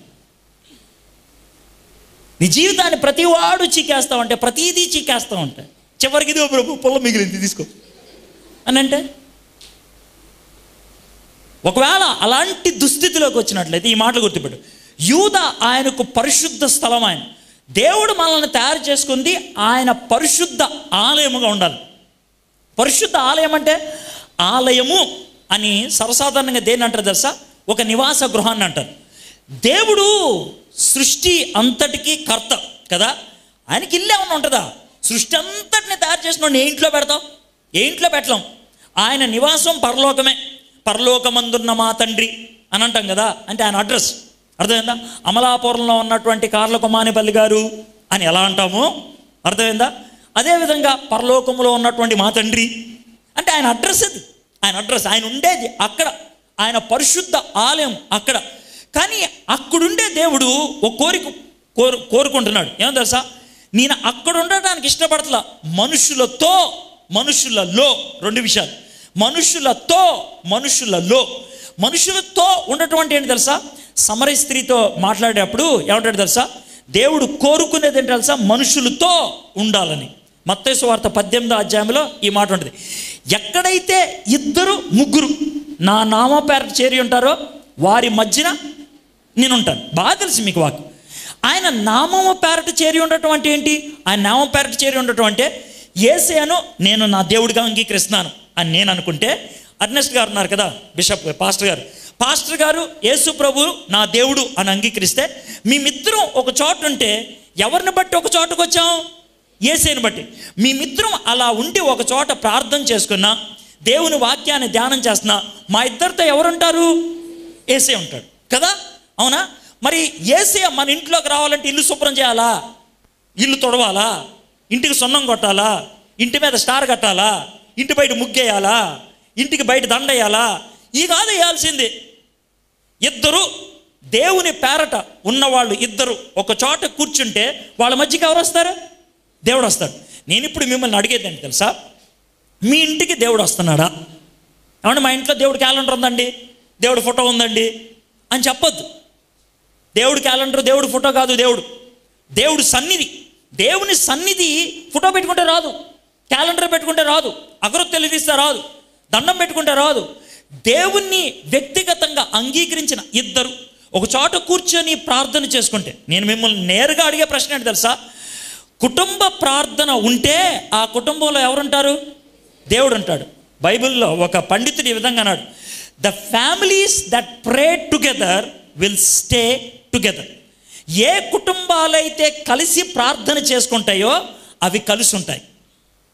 కుటుంబాలు విచ్ఛిన్నమైపోతున్నాయి కదా. తల్లిదండ్రుల మాటలు పిల్లలు వినరు, పిల్లల మాటలు తల్లిదండ్రులు వినరు, భార్య మాట భర్త ఎందు, భర్త మాట భార్య వినరు. ఎందుకని ఇలాంటి గొడవలు వస్తున్నాయి? You don't pray together. కలిసి ప్రార్థన చేయరు. కలిసి ప్రార్థన చేస్తే కలిసి ఉండటానికి అవకాశం ఉంటుంది. యూదా ఆయనకు పరిశుద్ధ స్థలమైంది. ఎక్కడైతే 2 కలిసి ఉంటారో, ఎక్కడైతే 2 సహవాసం చేస్తూ ఉంటారో ఆ సహవాసంలో ఎవరు ఉంటారు? దేవుడు ఉంటాడు, యేసయ్య ఉంటాడు. 1 యోహాను 3వ అధ్యాయంలో ఈ మాట ఉంటుంది, నువ్వు కనబడే ఈయనున్నాడు చూసా, కనబడే ఈయన్ని గౌరవించకుండా, కనబడే ఈయన్ని నేను ప్రేమించకుండా, కనబడని దేవుడిని నేను ప్రేమిస్తున్నానంటే దేవుడే అంటాడు తెలుసా, నువ్వు అబద్ధికుడివి అంటాడు. మీ కుటుంబంలో ప్రేమ ఉండాలి, మీ కుటుంబంలో భక్తి ఉండాలి, మీ కుటుంబంలో దేవుణ్ణి ఆరాధించడం అనేది ఉండాలి. చాలా స్పష్టంగా చెప్తున్నాను, ఇది మీ ఇంట్లో లేకపోతే, మీ కుటుంబంలో లేకపోతే తయారు చేసుకుంది దశ, నేను కూర్చుందామని, నేను ఉందామని, దాన్ని నువ్వు పాడు చేసావు అనుకో, చంపేస్తాను, నేను లేపేస్తాను. నేను దేవుణ్ణి ఎవడైనా వ్యతిరేకించి ఉండగలనా? ఉండలేడు. దేవుడు మనల్ని పరిశుద్ధ ఆలయముగా చూస్తున్నాడు. కాబట్టి ఈరోజు మీరు మీ గుండె మీద చేసుకొని దేవుడు నివాస యోగ్యమైనది ఈ హృదయం అని మీరు చెప్పగలరా? ఒకవేళ మీరు చెప్పలేకపోతే టెన్షన్ ఏం పడద్దు. చెప్పలేకపోతే ప్రభా దీన్ని పరిశుద్ధపరచు, నువ్వు ఉండు ప్రభా, అది నేను చెప్తాను. మిమ్మల్ని తిట్టేసి వెళ్ళిపోవాలని నా ఉద్దేశం కాదు. జబ్బేంటో చెప్తా, జబ్బుకి పరిష్కారం ఏంటో కూడా చెప్తా. ఇది మీ జబ్బు, ఆ జబ్బుకి పరిష్కారం ఇది. మీ హృదయం పరిశుద్ధంగా లేదు. దేవుడు మిమ్మల్ని చేసిందే పరిశుద్ధ ఆలయంగా ఉండాలి. మీరు ఒకవేళ పరిశుద్ధ ఆలయంగా లేకపోతే నీ గుండె మీద చేసుకొని ప్రభా నువ్వు దీన్ని పరిశుద్ధంగా ఉంచుదామని తయారు చేసావు, దీన్ని నేను చేతులారా పాడు చేశా, దీన్ని దరిద్రంగా చేశా, పెంట చేశా, దీన్ని బాగు చేయ ప్రభు. యేసు ప్రభు ఎక్కడ పుట్టాడు? గవర్నమెంట్ హాస్పిటల్లోనా? ప్రైవేట్ హాస్పిటల్లోనా? కోట్లోనా? పశువుల పాకలో ఏముంటుంది? యూఫామ్ డన్ల బెడ్ ఉంటుందా? ఫెనాయిల్ డెట్టాలు బాగా వేస్తారా? ఏరు. అక్కడ ఉండేది గేదెలు ఉచ్చ పేడ బాగా వాసన వస్తా, బా ఏముందిరా అని అనుకోండి. ఎవడన్నా ఎవడనుకోండి. మీకు ఆ విషయం అర్థమైందో లేదు? యేసు ప్రభు పుట్టింది పేడ గేదెలు బర్రెలు మధ్యన. అక్కడ ఎందుకు పుట్టాడు తెలుసా? నేను అక్కడ కూడా వస్తా, నేను వస్తే అప్పుడు క్లీనింగ్ మొదలు పెడతా, నేను అక్కడికి వచ్చి క్లీనింగ్ చేస్తా. నీ హృదయం ఎంత దరిద్రమైందేనా ప్రభా దా అని అంటే ఆయన లోనకు వచ్చి అక్కడ క్లీనింగ్ మొదలు పెడతాడు ఆయన. ఏసే పుట్టంగానే అక్కడికి ఎవరు వచ్చారు? దేవదూతలు వచ్చారు, అవునా కదా? దేవదూతలు వచ్చి ఏం చేశారు? పాటలు పాడారు, అవునా కదా? ఏసీ నీ జీవితంలోకి వస్తే సంగీతం వస్తుంది, సంతోషం వస్తుంది, పవిత్రత వస్తుంది. యూదా ఆయనకు పరిశుద్ధ స్థలం, ఆయన ఇశ్రాయేలు ఆయనకు రాజ్యం. ఆయన రాజ్యం అంటే మీకు తెలిసిందే, ఒక రాజుగారు ఉంటారు, లేకపోతే ఒక అధికారి ఉంటారు, అధికారం ఉండేది. రాజుగారు లేని రాజ్యానికి విలువే లేదు, రాజ్యం లేని రాజుకి అసలు అర్థమే లేదు. ఏమండి నేను రాజుని, దేనికంటే దేనికి కాదు, నాకే అంటే ఎలా ఉంటుంది అండ్ రాజా అంటారు. సార్ ఇది రాజ్యం సార్, ఎవడి రాజ్యం అంటే ఎవరిది కాదు, ఎవడు వాడుకుంటే ఆడిది. రెండాటికి అర్థం లేదు. రాజు రాజ్యం రెండు ఒకదాంతో ఒకటి లింక్ అయి ఉండాలి. దేవుడు ఏమన్నాడు సార్? నేను మీకు రాజుని, మీరు నాకు రాజ్యం. రాజుకి రాజ్యానికి సంబంధం ఎలా ఉంటుంది సార్?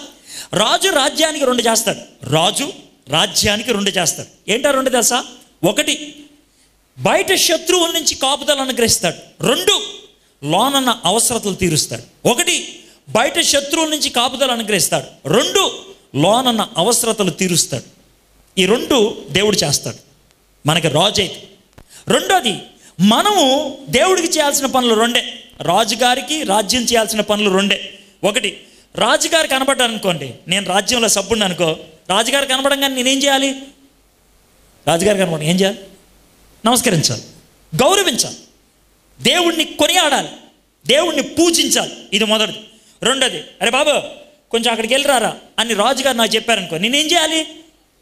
దాన్ని విధేయత అంటారు. రెండు పనులు నేను చేయాల్సింది. ఒకటి రాజుగారిని గౌరవించాలి, రాజుగారు చెప్పినట్లు నేను చేయాలి, అంతే. ఈ రెండు పనులు నేను చేస్తే ఆయన రెండు పనులు చేస్తాడు. ఏంటా రెండు పనులు? నా అవసరతలు తీరుస్తాడు, నాకు కాపుదల అనుగ్రహిస్తాడు, అవునా కదా? కానీ మనం చేయాల్సిన పనులు చేయం, నువ్వు చేయాల్సినవి చేయవా అని అడుగుతావు. ఇది ఒడంబడిక, ఇది నిబంధన, దేవుడికి మనకి కలిగేటువంటి ఒప్పందం. సరే, ఈ రెండు, మొదటి వచనం ఎక్కడి నుంచి విమోచించాడు, రెండు ఎందుకు విమోచించాడు, 3 నుంచి 8 దాకా ఒకేసారి చూద్దాం, చాలా టైం అయిపోయింది కదా. సముద్రము దాన్ని చూచి పారిపోయాను, యోర్దాను నది వెనుకకు మళ్ళెను, కొండలు పొట్టేలు వలెను, గుట్టల గొర్రె పిల్లల వలెను గంతులు వేశాను. దేవుడు యూదుల్ని అంటే ఇశ్రాయేలుని విమోచించాలి అనుకున్నప్పుడు వాళ్ళకు వచ్చినటువంటి సమస్యల్ని ఎలా పరిష్కరించాడో చెప్తున్నాడు. ఇది మనకెందుకు ఉపయోగపడుతుందో తెలుసా? దేవుడు మన సమస్యల్ని పరిష్కరించేటప్పుడు మనకు కొన్ని అడ్డులు రావచ్చు. మీరు కూడా ఆలోచించవచ్చు, నేను కొన్ని చెప్తాను అడ్లు. ఆ అడ్డు ఎవరు తొలగిస్తారు అని మీరు అనుకుంటే ఏం టెన్షన్ పడక్కర్లా. చూడండి, వాళ్ళు ఐగుప్తు దేశం నుంచి వచ్చారా? కొంచెం దూరం వచ్చిన తర్వాత వాళ్ళకి ఏం అడ్డు వచ్చింది? ఎర్ర సముద్రం అడ్డొచ్చింది. ఎర్ర సముద్రం అడ్డొచ్చింది కదా, ఇక్కడ టెంట్ వేసుకొని ఉందాం అని అంటే కుదరదు. యువతల నుంచి ఎవరు వస్తున్నారు? ఫరో మళ్ళీ రథాలు వేసుకొని వస్తున్నాడు. వెనక్కి వెళ్ళలేరు, ముందుకు వెళ్ళలేరు, వెనక్కి వెళ్ళలేరు, ముందుకు వెళ్ళలేరు. తలపైకి ఎత్తారు, ప్రభువా అని ప్రార్థన చేశారు. అప్పుడు దేవుడు ఏం చేశాడు? ఎర్ర సముద్రాన్ని 2గా పాయలు చేస్తే ఆరిన నేలను నడుచుకుంటూ వెళ్ళారు, అవునా కదా? ఎర్ర సముద్రాన్ని పాయలు చేయగలిగేవాడు దేవుడు. ఎర్ర సముద్రాన్ని పాయలు చేయగలిగేవాడు దేవుడు. నీకు సమస్య వచ్చినప్పుడు ఆయన అడ్డు తొలగిస్తాడు. ఆయన అడ్డు ఎలా తొలగిస్తాడు? మనం ఊహించనే ఊహించు. ఆయన అడ్డు తొలగించడానికి ఇష్టపడేవాడు, నీకున్న సమస్యను తొలగించడానికి ఇష్టపడేవాడు. నేను యేసు ప్రభువుని అంగీకరించక ముందు మాదక ద్రవ్యాలకి బానిసగా ఉండేవాడిని. డ్రగ్స్ అంటారే, ఆ డ్రగ్స్ తీసుకునేవాడిని. ఇంజెక్షన్ పొడుచుకొని 5-6 గంటలు అలా నిద్రపోయేవాడిని. చాలా చాలా దరిద్రమైన జీవితం అది. అయితే నేను యేసు ప్రభువుని అంగీకరించిన తర్వాత 2 రోజులు కష్టపడి ఆపేశా. కష్టపడి నా అంతటి నేను ఆపేసా, ఎవరిని ముట్టుకోకూడదు దాన్ని అని మానేసా. 2 రోజులు మానేసిన తర్వాత 3వ రోజుకి నా శరీరం అప్పటికే మందులకి అలవాటు అయిపోయింది కదా. 2 రోజులు అయ్యేటప్పటికి నా శరీరంలో మార్పులు రావడం మొదలుపెట్టాయి. కడుపు నొప్పి వచ్చేది, తల తిప్పడం మొదలైంది, వాంతి అయ్యేటట్లుండేది. నా స్నేహితుడు ఎవరైతే నాకు యేసుప్రభు గురించి చెప్పాడో వాడితే చెప్పా, సరే బట్ డాక్టర్ దగ్గరికి వెళ్దాం. డాక్టర్ గారు తల తిప్పుతుందండి, వాంతి అయ్యేటట్లుందండి, కడుపు అంతా ఒకలాగుందండి అని అంటే ఆయన చాలా ప్రశ్నలు అడుస్తూ ఉన్నాడు. ఎందుకు వచ్చిందని చెప్పేశా. డాక్టర్ గారు నేను ఇలా ఇంజక్షన్లు పొడుచుకునేవాడిని మానేశానన్నా. మరి ఎందుకే అలా మాయరోగం మొదలు పెట్టామన్నాడు. సార్ ఏం చేయను సార్, అలవాటైందా. మరి అలవాటైతే అయింది కానీ ఒక్కసారి మానేయకు అన్నాడు. ఏ సార్ అన్నాడు. ఒక్కసారి మానేస్తావు పోతావు అని అన్నాడు. మరి నన్ను ఏం చేయమంటావు అన్నాడు. ఏం లేదు, ఇదివరకు వారానికి 3 తీసుకునేవాడు కదా, ఇప్పుడు వారానికి 2 తీసుకో. 2 వారాలు తీసుకున్న తర్వాత వారానికి 1 తీసుకో, ఆ తర్వాత 2 వారాలకు ఒకసారి తీసుకో, ఆ తర్వాత 3 వారాలకు ఒకసారి తీసుకో, ఆ తర్వాత నెలకు ఒకసారి తీసుకో. ఆ విధంగా నెమ్మదిగా మానేయాలి అని అన్నాడు. అని ఇంజక్షన్ ఈనా అని అన్నాడు. ఒరే బాబు ఇక్కడికి వచ్చింది మానేయడానికి, ఈ ఈనా అంటాడేంటి అని నా ఫ్రెండ్ అంక నేను ఆడంక నేను చూసా. వాడు ఇలా అన్నాడు. ఇద్దరం స్నేహితులం కదా, అర్థం చేసుకున్నాం. సర్లే డాక్టర్ గారు మళ్ళీ వస్తాం అని బయటికి వెళ్ళిపోయి ఇద్దరం గదిలోకి వెళ్ళి కూర్చున్నాం. ఏం చేద్దామరా అన్నాడు. ఏం చేద్దారా, ప్రార్థన చేద్దాం అని అన్నాడు. అని నీకు కదా కడుపు నొప్పి, ప్రార్థన చేయరా అన్నాడు. ప్రార్థన చేశా. ప్రభా కడుపు నొప్పి అని చాలా గట్టి అరిసా. నొప్పి ఎక్కువైంది కదా. నేను అరుస్తుంటే నొప్పి ఇంకా పెరిగింది కానీ తగల. ఇది పరిస్థితి. ఓ 10 నిమిషాలు అరిచా. రే నా వల్ల కాదురా బాబో అని అన్నా. అని అంటే వాడు నా ఎంక చూశాడు. చూసి నా భుజం మీద అలా చేయేశాడు. వాడు ఎంకలా చూసా. ఏంట్రా అన్న. వాడు ప్రార్థన చేస్తాడేమో అనుకున్నా. మీద చేయేసి అన్నాడు, ఓ పని చేయరా అన్నాడు. నువ్వు బతకలేనంటున్నావు కదా, ప్రభా నా కడుపు నొప్పి తీలేకపోతే నన్ను తీసేసుకో ప్రభా అని ప్రార్థన చేయన్నాడు. ఏంట్రా అన్నా. అదేరా నువ్వు బతకలేనంటున్నావు కదా, చెప్పు దేవా నా కడుపు నొప్పి తట్టుకోలేకపోతున్నాను, నన్ను తీసేసుకో ప్రభా అన్నాను. అని అంటే అంతేనంటావు అన్నాడు. ఇంకంతేనా, ఇంకా వేరే మార్గం ఉంది. సూసైడ్ చేసుకోగలవా, లేదు. బతకగలవా, లేదు. కూడా మార్గం. సూసైడ్ చేసుకోలేవు, బతకలేవు. ప్రభా నన్ను చంపని అడుగు. కష్టపడి ప్రార్థన చేసాను తెలుసా. ఎప్పుడైనా అలా చేస్తాడా. కష్టపడి ప్రభా నన్ను తీసుకో ప్రభా, చాలా కష్టపడి ఆ మాట అంటే ఎంత తక్కువ వచ్చేసిందో, చాలా తక్కువ వచ్చేసింది. ప్రభా నేను తట్టుకోలేకపోతే నన్ను తీసుకో ప్రభా. ఓ 2-3 సార్లు అన్నా. చాలా విచిత్రం అనిపించింది తెలుసా. చాలా అంటే చాలా విచిత్రం అనిపించింది. కడుపు నొప్పి అయిపోయింది. అరే కడుపు నొప్పి లేదురా అన్న, అయిపోయింది. దేవుడు అద్భుతంగా స్వస్థపరిచాడు. 3 రోజుల తర్వాత డాక్టర్ గారు మళ్ళీ కలిశారు. మా మెడికల్ స్టోర్స్ ఉంటుంది అన్నమాట, మా ఇంటి మెడికల్ స్టోర్స్ పక్కనే మా డాక్టర్ గారు చూసి, ఏం బాబు ఎడ్వర్డ్ బాగున్నావా, ఎలా కడుపు నొప్పి తగ్గిపోయిందని. ఎలా తగ్గిపోయింది, ఏం వేసుకున్నా, ఏ డాక్టర్ దగ్గరికి వెళ్ళా. ఎవరి దగ్గరికి వెళ్ళా సార్, దేవుడి దగ్గరికి వెళ్ళా. ఆయన ఇప్పటికీ ఆశ్చర్యపోతాడు. ఇప్పటికీ డాక్టర్కి అంతు పట్టనటువంటి విషయం ఇది. డాక్టర్లకి అంతు పట్టనటువంటి విషయం. ఇది ఎట్లా సాధ్యం నాకు తెలియదు. ఇది ఎట్లా సాధ్యం. నీకు ఏ అడ్డు ఉన్నా ఆయన తొలగిస్తాడు. ఇది నా జీవిత అనుభవం. నా అడ్డు తొలగించాడు. నీకేదైనా అడ్డుతా, ఆ అడ్డు ఆయన తొలగిస్తాడు. నీది ఏ అడ్డు అయినా సరే. నాకు ఒక గర్ల్ ఫ్రెండ్ ఉండేది అప్పట్లో. యేసుప్రభుని అంగీకరించుకున్నాను. ఒక గర్ల్ ఫ్రెండ్. యేసుప్రభుని అంగీకరించిన 2 వారాలకో 3 వారాలకో, అరే ఈ గర్ల్ ఫ్రెండ్లు ఉండకూడదురా అని అన్నాడు. అని అంటే, అరే వదిలిపెట్టడం చాలా కష్టంగా ఉందిరా అన్న. ఎవరికైనా కష్టంగా ఉంటుంది కదా. చాలా కాలం నుంచి ప్రేమిస్తా ఉన్నా, నిన్ను పెళ్లి చేసుకుంటా అని అన్నాను. ఎలా వదిలేస్తాం, చాలా ఇబ్బందిగా ఉంది అని అంటే, ఓ పని చేయరా 3 రోజులు ఉపవాసం ఉండి ప్రార్థన చేయరా అన్నాడు. వాడు అమ్మాయిని ఎందుకు పెళ్లి చేసుకోవద్దు అన్నాడు. ఆ అమ్మాయి విశ్వాసం కాదు కాబట్టి. సో మొదటి రోజు అంతా ఏమని ప్రార్థన చేశాను తెలుసా, ప్రభా అందరూ అంతటా మారు మనసు పొందటం నీకు ఇష్టం కదా, అమ్మాయి మారు మనసు పొందేటట్లు చేయి ప్రభా అన్న. ఇది పొందితే పెళ్లి చేసుకోవచ్చని. ఇది మన మొదటి రోజు ప్రార్థన. పనవల 2వ రోజు ప్రార్థన, అరే మారు మనసు పొందలేదురా, ఆ మారు మనసు పొందబోతే నువ్వు పొందరా అన్నాడు. ఏంటి అమ్మాయిని వదిలేయాలి ప్రభా, అమ్మాయిని వదిలేకపోతున్నాను ప్రభా, నువ్వు నాకు సహాయం చేయవా. ఇది 2వ రోజు. 3వ రోజుకి దేవుడు భరోసా ఇచ్చేశాడు. ప్రభా వదిలేద్దామంటే డిసైడ్ అయిపోయా, నన్ను స్థిరపరచు. సాయంత్రం 5 అయింది. ఫ్రెండ్కి చెప్పా, రే అమ్మాయికి కౌరు పెట్టు మాడదాం అన్న. అంటే వచ్చింది. వస్తే చెప్పాను, ఇది పరిస్థితి, నేను యేసుప్రభుని అంగీకరించాను కాబట్టి నీతో ఇలాంటి అధవేషాలు వేయడానికి కుదరదు ఇక, కాబట్టి దయచేసి నన్ను మర్చిపో. అని అంటే ఆడవాళ్ళు మామూలుగా ఏడుస్తారు కదా, అంతేనా, మోసం చేస్తావా, దేవుడు ఇదేనా చెప్పింది, నమ్మిన మాట ఇలా ఇచ్చేటనా, ఇది చాలా డైలాగులు అన్నీ వచ్చినాయి. అన్నీ వినేసి కరెక్టే, నేను చెప్పిందంత కరెక్టే, దేవుడు నీకు మంచి అబ్బాయిని తీసుకొస్తాడు, నేను ప్రార్థన చేస్తాను, నీకు పెళ్ళేదాకా నేను పెళ్లి చేసుకోను, ఆ వాగ్దానం చేస్తున్నాను అని అన్నీ చెప్పాను. అని ఇంటికి వెళ్ళిన తర్వాత 8 అయింది, అన్నం తిందాం అనిపించింది. అన్నం కలుపుకుంటుంటే ఒక చిన్న డౌట్ వచ్చింది. నువ్వు 3 రోజులు ఉపవాసం ఉంటానన్నావు, ఇంక 3 రోజులు అవ్వలేదు కదా, ఎందుకు తింటావు అన్నావు అని. నేను అన్నం దగ్గర చెయ్యి వదిలేసి వెళ్ళిపోయి సీరియస్గా 9 నుంచి 11 దాకా ప్రార్థన చేశాను. నాకు బాగా గుర్తుండిపోయింది. 11 గంటలకు పడుకున్నా. పొద్దున్నే మా ఫ్రెండ్ వచ్చాడు 7 గంటలకి. బాగా 3 రోజులు తిండి తినలేదేమో, నీరసంగా ఉండిపోయింది, మెళుకు రాలి. వాడు వచ్చా, రే అడ్వాడ్ అని లేపాడు. ఇలా లేసా, పక్కనే ఉన్నాడు, మా మంచం మీద కూర్చున్నాడు. ఏంట్రా అన్న, రే అది నూతులు దూకేసిందిరా అన్నాడు. అది పరిస్థితి. అడ్డు తొలగటం అంటే అదే, కానే కాదు, నూతులు దూకేసిందిరా అని అంటే నా ఫేస్ ఎలా ఉంటుందో ఆలోచించండి ఒకసారి. ఏంట్రా అని అన్నా. ఇప్పుడు ప్రజలంతా నన్ను ఏమనుకుంటారు, నాకు చాలా అరే ఏంట్రా అని అంటే ఆడేం నవ్వుతున్నాడు. అరే నూతులు దూకిస్తుందని నవ్వుతావేంట్రా అన్నాడు. టెన్షన్ పడకరా అన్నాడు. ఏమైందన్న, ఏం లేదురా, నూతులు దూకిస్తున్న మాట నిజమే. మా అమ్మ పొద్దున్నే బట్టలు ఆరేమందరూ పైకి వెళ్ళి బట్టలు ఆరాడని పైకి వెళ్తే అప్పుడే అది పైకి ఎక్కుతుందంట, ఏది బావి మీదకి దూకేయడానికి. వీడు చూసి కిందకి దిగే లోపల దూకేసింది. దూకిన మరుక్షణం దిగి లాగేశాడు. వీడికి ఈతొచ్చు, లాగేశాడు. బతికే ఉంది అమ్మాయి, చచ్చిపోలే. నాకు అప్పుడు అర్థమైంది 9 గంటల నుంచి 11 గంటల ఎందుకు ప్రార్థన చేయమన్నాడు దేవుడు. ఆ రోజు సాయంత్రం మళ్ళీ వాడు నేను కూర్చొని చాలాసేపు అమ్మాయితో మాట్లాడి, నాకు బాగా గుర్తుంది, 40 minutes ప్రార్థన చేశాను. ప్రభా ఇది నీ నుంచి వచ్చింది, నన్ను ఒప్పించావు, ఈ అమ్మాయిని నువ్వు ఒప్పించు అని ప్రార్థన చేశావు. నవ్వుకుంటూ వెళ్ళిపోయింది.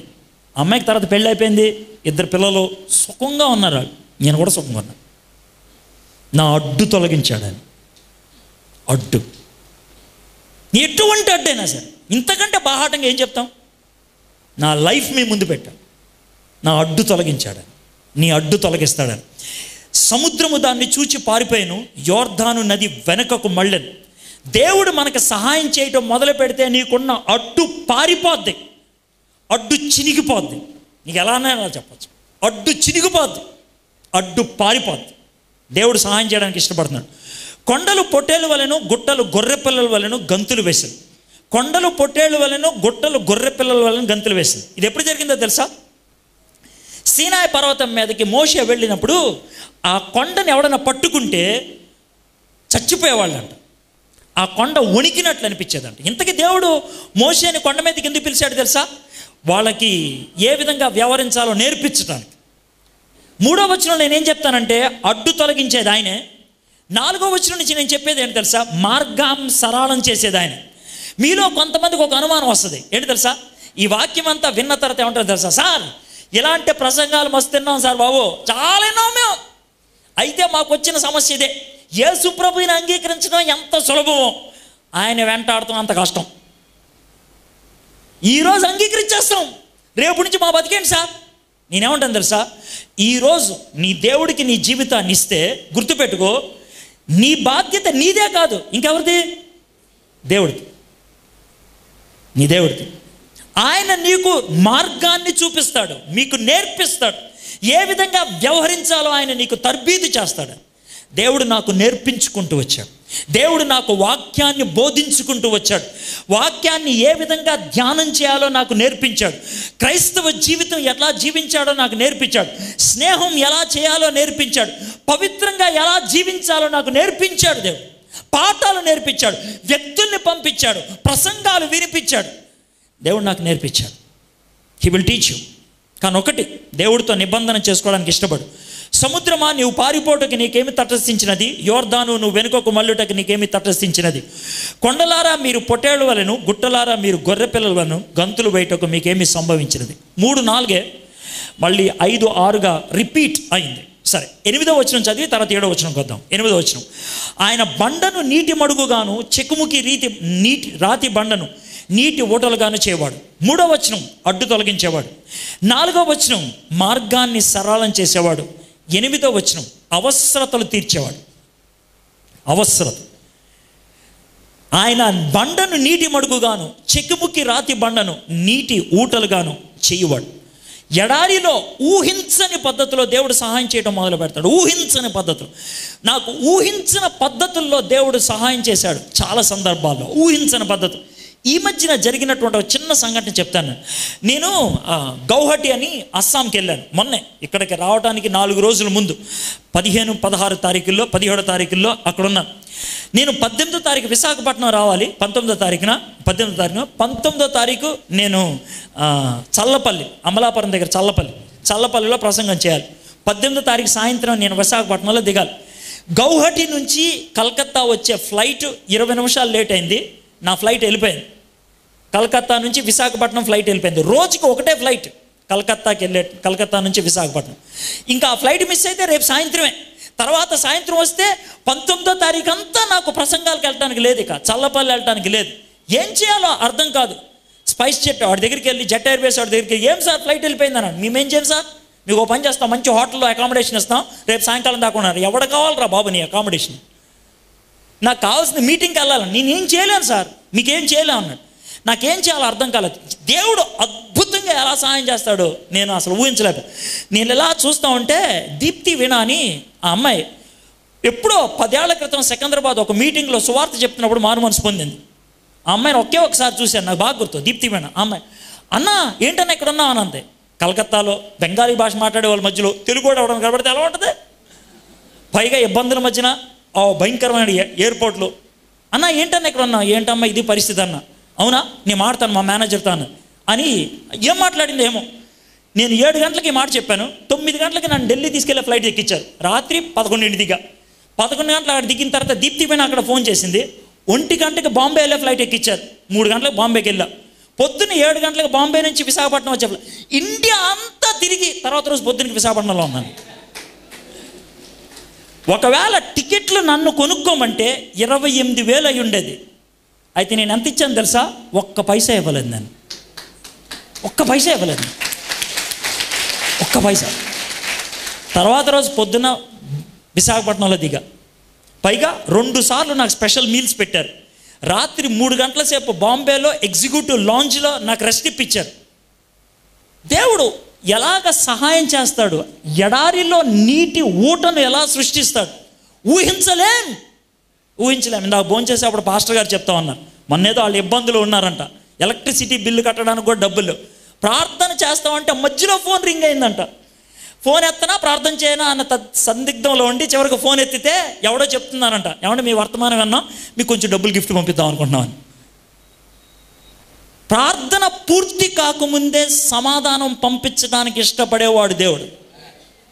మన అవసరాలు తీర్చాం. అయితే ఒకటి, దేవుడికి మనకి ఏముండాలా? లింక్ ఉండాలా, అవునా కదా? అది లేకపోతే లేదు, లేదు. ఉందా మీకు? స్ట్రైట్ అడుగుతున్నా. లేకపోతే లింక్ ఏర్పరచుకోండి. దానికి మీరు చేయగలిగేది ఏమి లేదు. మీ దగ్గర ఒక కుక్క ఉంటుంది కదా, కుక్కని తీసుకు దాన్ని తగిలించండి, అంతే, అయిపోయింది, లింక్ అయిపోయింది కదా. అంత సింపుల్. దేవుడికి తీసుకెళ్ళి కుక్కను తగిలించండి, ఆ తర్వాత ఆయన చూసుకుంటాడని. ఇదంతా అయిపోయింది కదా. 7వ వచనం చదివి ముగిద్దాం. భూమి ప్రభు సన్నిధిని, యాకోబు దేవుని సన్నిధిని వణకు. ఇది నాకు ఎందుకు అనిపిస్తుంది అంటే, ఈ వచనం చివరి ఎందుకు చదవాలనిపించిందంటే, దేవుడు 10 లక్షల మంది ఇశ్రాయేలుని ఎర్ర సముద్రాన్ని పాయలు చేసి, సీనాయి పర్వతాన్ని గంతులేపించి, ఎడారిలో నీటి బుగ్గను తెప్పించి వాళ్ళని ఒక దేశంలోకి తీసుకొస్తే ప్రపంచం ఆ దేవుణ్ణి చూసి ఏమంటుంది తెలుసా? వావ్, అది వావ్, అది అనేది. నీ జీవితం మారినప్పుడు, నీ బ్రతుకు మారినప్పుడు, దేవుడు నిన్ను ఆశీర్వదించినప్పుడు జనం నిన్ను చూసి అన్నది తెలుసా? వావ్ అనాలి. వావ్, అది దేవుడు చేసిన కార్యాన్ని చూసి భూమి వణకాలి, భూమి ఆనందించాలి. నా బ్రతుకును చూసి భూమి ఆనందించాలి. 2 రకాలైన మనుషులు ఉంటారంట. ఒక రకం మనిషిని భూమి ఏమంటుంది? సరే నువ్వు నాకు భారం అయిపోయావరా అంటదంట. ఇంకో రకమైన మనిషి ఉంటుంది, అరే నువ్వు నాకు ఆనందం అయిపోయావరా. నీ బ్రతుకును చూసి భూమి ఏమంటుంది? నీ బ్రతుకును చూసి దేవుడు ఏమంటున్నాడు? నిన్ను చూసి ప్రజలు వణకాలి, ఎళ్ళ దేవుడు గొప్పోడని. షడ్రక్, మెషక్, అబేద్నెగో అగ్నిలోకి వెళ్తే వాళ్ళ ఎంటుకలు కూడా కాలకపోతే రాజుగారు వాసన చూసిన తర్వాత ఏమంటారు, వీళ్ళ దేవుడేరా నిజమైన దేవుడు, వీళ్ళ దేవుడేరా నిజమైన దేవుడు అని అన్నారు. ఎందుకో తెలుసా? ఒక అద్భుతం జరిగింది. దేవుడు నా జీవితాన్ని అద్భుతాలు చేయడానికి సాధనంగా వాడుకోవడానికి ఇష్టపడుతున్నాడు. ఎప్పుడు తెలుసా? ఆయనకి మన జీవితాన్ని సమర్పించినప్పుడు. బానిసత్వంలో ఉన్నటువంటి మీరు దేవుని యొక్క గొప్పతనాన్ని ప్రతిబింబించేటువంటి ఒక సాధనంగా మారాలి. బానిసత్వంలో ఉన్నటువంటి మీరు దేవుని యొక్క గొప్పతనాన్ని చాటి చూపించే సాధనంగా మారాలి. అది ఎప్పుడు జరుగుతుందో తెలుసా? దేవుని చేతుల్లో మిమ్మల్ని మీరు పెట్టుకున్నప్పుడు. ఇప్పటిదాకా మీ జీవితాన్ని మీ దేవునికి సమర్పించారా? ఒకప్పుడు తాగుబోతుని, ఒకప్పుడు దరిద్రంగా జీవించేటువంటి వాడిని, ఈరోజు లక్షల మందికి సువార్తను బోధించి అనేక మందిని దేవుని దగ్గర నడిపించడానికి దేవుడు నన్ను ఒక సాధనంగా వాడుకున్నాడు అని అంటే, నేను మీ ముందు ఒక సజీవ సాక్షిగా నిలబడ్డానంటే ఒకే ఒక కారణం, నా జీవితాన్ని దేవునికి సమర్పించాను. దేవా, ఇదిగో నా జీవితం అన్నాను. నా అడ్డు తొలగించాడు, నా అవసరత తీర్చాడు, నాకు పాఠాలు నేర్పించాడు, నన్ను చూసి లోకం ఆయన్ని మెచ్చుకునేటట్లు చేశాడు.